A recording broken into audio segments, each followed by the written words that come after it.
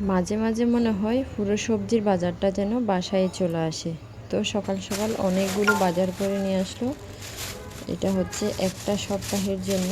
তো জানি না, অনেক সময় এক সপ্তাহের বেশিও যায়, আবার অনেক সময় এক সপ্তাহের কমও যায়। সেটা হচ্ছে মেহমান নিয়ে কথা। যাই হোক, তোমরা সবাই কেমন আছো অবশ্যই জানাবে। সবাইকে নমস্কার জানাচ্ছি। তো সকাল সকাল সবগুলো বাজার আমি গুছিয়ে রাখছি। যেহেতু এটা বৃহস্পতিবারের ব্লগ, একটু দিতে লেট হওয়ার কারণে টাইমলি আপলোড করা হয়নি। তো যাই হোক, আজকে আপলোড দেব। আমি সবগুলো বাজার গুছিয়ে রাখলাম একে একে সব কিছু। যেহেতু অনেক দিন পর লতি আনা হয়েছে, জানি না লতিটা কী দিয়ে খাবো। তো যেহেতু আজকে বৃহস্পতিবার, তো সবজির আইটেম করা হবে। যে মানে এতগুলো সবজি দেখে আসলে কনফিউজড হয়ে গেছি যে আজকে কি কি রান্না করব। যেহেতু সবজির আইটেম তেমন কিছু করা যায় না, তারপরেও চেষ্টা করি যে 3-4টা আইটেম করার জন্য। তো সব কিছু আমি যখন গুছিয়ে রাখলাম, এরপরে কি রান্না করব সেটা আমার শাশুড়িমা কেটে দেবেন, পরে রান্না করব। ওইদিকে পেঁয়াজ, রসুন, আলু, আদা অনেক কিছু এনেছিল। আগের যেগুলো ছিল সেগুলোর নিচে দিয়ে জুড়ে নিচে অনেকগুলো বালি পড়াতে আমি সব কিছু পরিষ্কার করে নিয়ে নিলাম। এরপরে যে নতুন করে এনেছে আলু, সবগুলো আবার উপর থেকে ঢেলে দিলাম। আগেরগুলো নিচেই রেখেছি, যেহেতু এটা ভালি ছেড়ে গেছে তাই।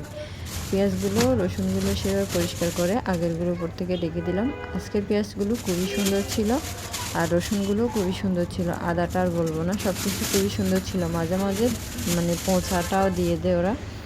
সব কিছু তো বেছে নেওয়া সম্ভব না। তো এবারের যেগুলো এনেছি সবগুলো খুবই সুন্দর ছিল।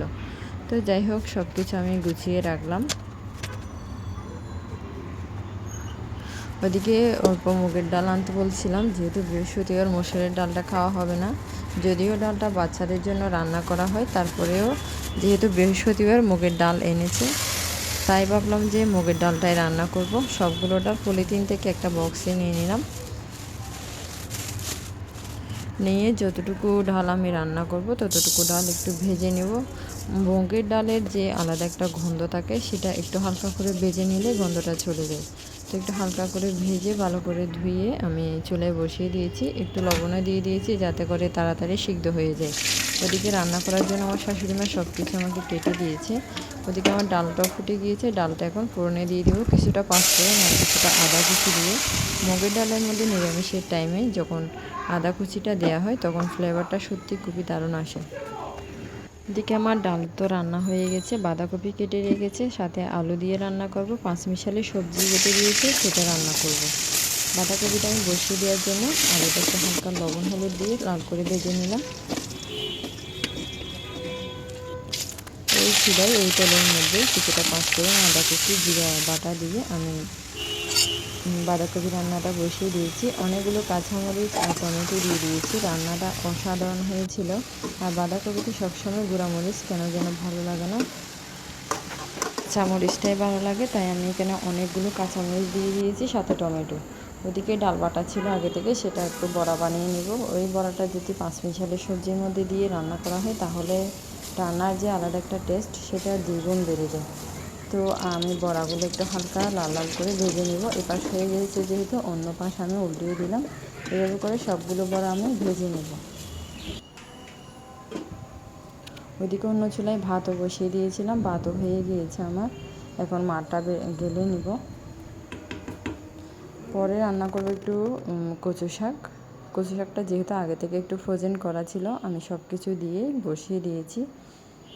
অল্প করে কচু শাক, যেহেতু শাক জিনিস রাতে খাওয়া যায় না, তাই মানুষ অনুযায়ী অল্প করেই রান্না করেছি। ওদিকে পাঁচমিশালি সবজি রান্না করার জন্য মশলাগুলো কষিয়ে নিয়েছি। আর যে সবজিগুলো ছিল সেগুলো আগে থেকে একটু তেলে ভেজে নিয়েছিলাম। এখন কষানো মশলার মধ্যে সবজিগুলো দিয়ে ভালো করে নাড়াচাড়া করে নেব। নিয়ে যতটুকু পানির প্রয়োজন ততটুকু পানি দিয়ে সিদ্ধ হয়ে আসা পর্যন্ত অপেক্ষা করব। যেহেতু সবজিটা আগে থেকে আমি ভেজে নিয়েছিলাম, ততক্ষণ টাইম লাগবে না। উপর থেকে বড়াগুলো দিয়ে দিয়েছি ভাজা। একটু ভালো করে নেড়ে চেড়ে আমার রান্না কমপ্লিট হয়ে যাবে। উপর থেকে ধনিয়া পাতা দিয়ে নামিয়ে নেব।